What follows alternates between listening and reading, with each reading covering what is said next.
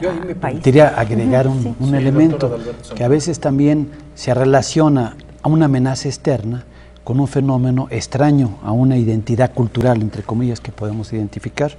Y si relacionamos lo que se llamó en un momento dado la influencia española, era porque España estaba expulsando una gran cantidad de personas, sobre todo al continente americano, por la falta de oportunidades que se tienen en su país. Más tarde, en otro momento, si pensamos también históricamente, hay una expulsión de población china, de población oriental, que llega al continente americano y que también ese proceso de migración se les ve como una amenaza latente, muchas veces como consumidores de opio, por ejemplo, o como portadores de plagas, incluso, ¿no? Hoy en día, pensemos también en estos temas de migración que tienen que ver, bueno, cantidad de mexicanos, 500,000 al año, por lo general que emigra hacia los Estados Unidos, y otros latinoamericanos que emigran hacia Europa, del Ecuador o de otras regiones del continente, y se les asocia como una amenaza externa. Y esto también hoy en día puede prevalecer en un discurso de un falso nacionalismo, es decir, relacionar problemas de enfermedad, amenazas externas y a migraciones de repente que puedan venir de un distinto origen al que ocurre en ciertos países, sobre todo en los países centrales. Pero este es un fenómeno al cual hay que exponerse constantemente, que ocurre cuando no hay una claridad, o muchas veces no se quiere dar claridad de un fenómeno político de esta naturaleza. Y entonces hay que responsabilidad al otro, aquel que resulta extraño para otra cultura. ¿Tampoco hay algún fundamento de carácter jurídico para esta actitud que han asumido algunos países en el ámbito internacional? Yo creo que se maneja sobre todo con cartas diplomáticas, o sea, ahí ya es la relación y la defensa de los representantes del gobierno mexicano que están negociando y están trabajando. O sea, realmente cuando medios de comunicación europeos empezaron a llamar esto como una gripe mexicana, o en algunos otros que ya fueron un poco más agresivos, era el regalo de México para el mundo. Obviamente hubo una respuesta de parte de la Secretaría de Relaciones Exteriores vía los embajadores que se tienen en el sentido de pedir a los gobiernos y a los medios de comunicación que no se siguieran estas prácticas. Sobre todo creo que en estos momentos es cuando estas problemáticas internacionales piden la solidaridad internacional. O sea, creo que se le ha dado también muchísimo más espacio a hablar de cómo está tratando China a los mexicanos en su territorio, y no se ha estado hablando tanto, no se le ha dado el peso que también necesita el hecho de que México ha recibido de cooperación internacional de muchos otros estados, como es el mismo Estados Unidos, China, Japón, España, Corea, Francia, que es una ayuda internacional que también creo que tiene un impacto en cómo México se maneja y sus relaciones con el exterior. La socióloga e historiadora Ana María Carrillo nos estaba hablando antes de empezar el programa de los reglamentos sanitarios internacionales, y muchos está ahora leyendo en el periódico que la propia Organización Mundial de la Salud les está pidiendo a esos países que digan las razones, sus fundamentos científicos para haber suspendido vuelos, por ejemplo.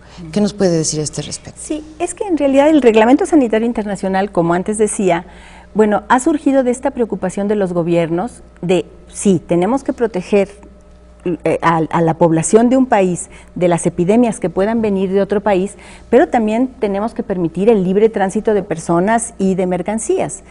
Y por eso, digo, surgió este Reglamento Sanitario Internacional. Lo que dice la Organización Mundial de la Salud es que una medida como esa, prohibir los vuelos de México a Cuba, no va a impedir en todo caso que llegue la epidemia. Por ejemplo, Argentina dice, no tenemos una actitud discriminatoria, sin embargo, sí llegan los vuelos de Estados Unidos y no llegan los vuelos de México, ni a la inversa, pero vienen vuelos de Estados Unidos que hacen parada en México y que llevan pasajeros mexicanos.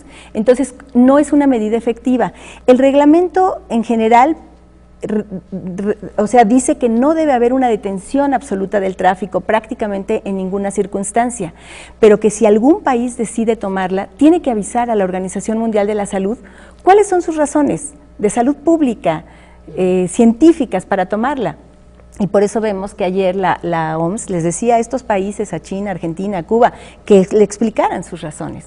Sobre este punto que usted acaba de comentar, maestra Ana María Carrillo, yo quiero poner sobre la mesa lo que hoy se maneja en los medios internacionales.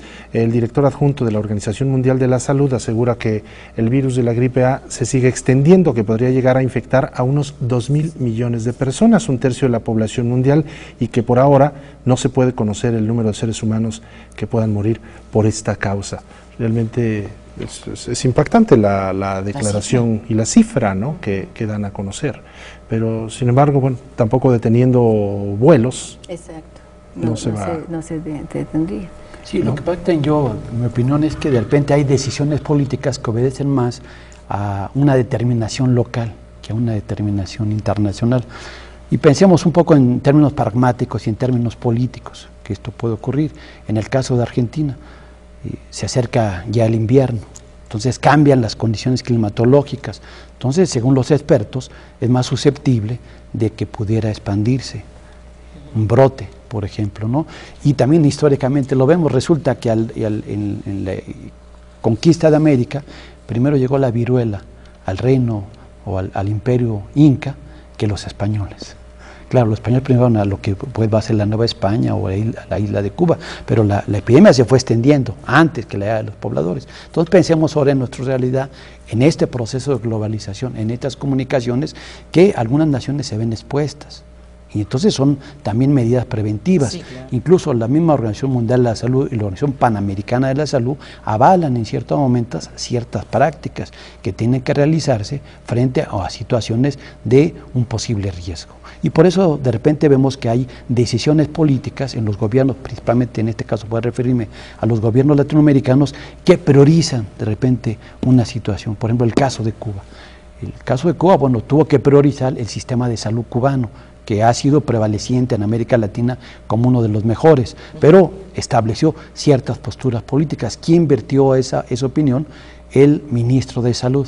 ¿Quién vertió la opinión para que el gobierno argentino también marcara ciertas pautas en su conducta hacia México? El Ministerio de Salud. La presidenta Michelle Bachelet, que es médica, entre otras cosas, bueno, tuvo un trato mucho más abierto, reconociendo que se cometió una actitud con los futbolistas mexicanos que se tuvo allá y que no había que satanizar. O sea, esta relación que decíamos de la cuestión de grupos de otro país en otra región que puedan de repente satanizarse. Bueno, la presidenta Bachelet logró madurar esta situación y vertirlo, pero esto no quiere decir que algunos sectores, bueno, prevalezca este temor por una amenaza externa. Sí, y eso implica la politización del fenómeno. Claro, lo que quiere decir es que nuestra reflexión no es blanco y negro, ¿no? Los países tienen también el derecho de preservar esos sistemas de salud que a lo mejor no son también son precarios, igual que el de México, ¿no? Y que a lo mejor México estaría haciendo lo mismo. Yo creo que es partir de que hay diferencias a nivel internacional. O sea, cada uno de los estados tiene su propia historia, que eso es importante, insisto, con el caso de los países asiáticos, porque no conocemos, al menos yo creo que sería muy aventurado que después de esto, el caso de Singapur, que utilizó con el SARS un solo hospital en el cual ahí iban todas las personas infectadas para poder detener las condiciones que se estaban dando. La situación de los países asiáticos ha sido principalmente por la historia reciente que acaban de vivir.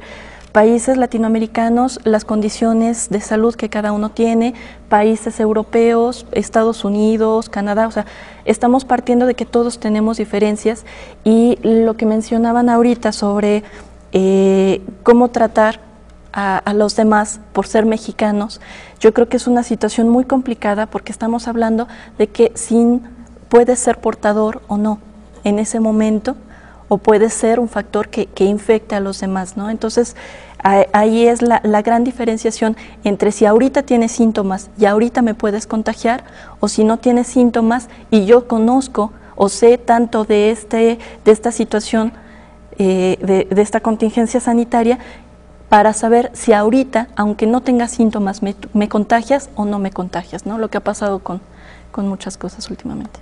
Vamos a ir a un corte y continuamos con este programa con los especialistas de la Universidad Nacional Autónoma de México.